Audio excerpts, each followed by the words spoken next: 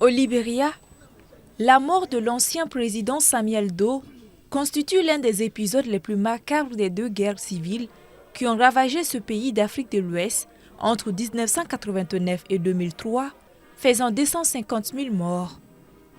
L'ancien chef de l'État, qui avait instauré pendant 10 ans un régime de terreur au Libéria, a eu droit vendredi à de derniers honneurs dans son fief du Grand Gédé County à l'occasion de sa réinhumation, en même temps que l'enterrement de son épouse Nancy, morte en mai dernier.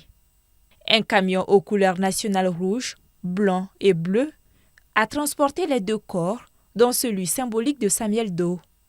Sa dépouille, n'ayant jamais été retrouvée, c'est un cercueil vide qui a été mis en terre dans la propriété familiale.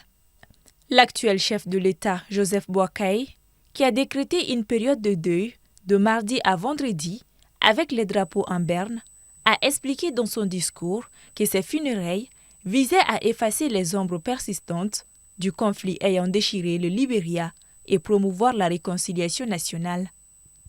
Les guerres civiles dans ce pays figurent parmi les conflits les plus atroces du continent africain, avec massacres, mutilations, viols, actes de cannibalisme et recrutement forcé d'enfants soldats.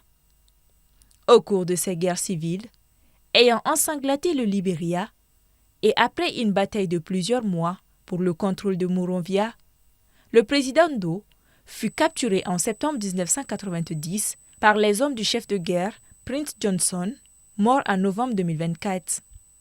Dans une vidéo largement diffusée, le chef de guerre fut alors filmé en train de siroter une bière pendant que ses hommes torturaient le président Doe avant de lui arracher lui-même un bout d'oreille.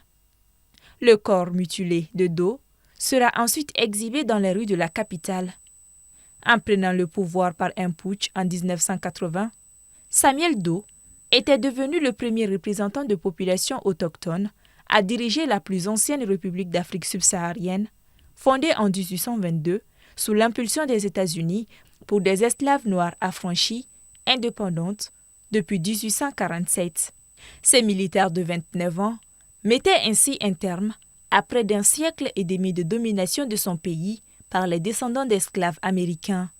Mais, dès son accession au pouvoir, le Libéria avait basculé dans un régime de terreur avec l'exécution en public sur une plage de 13 membres du gouvernement renversés.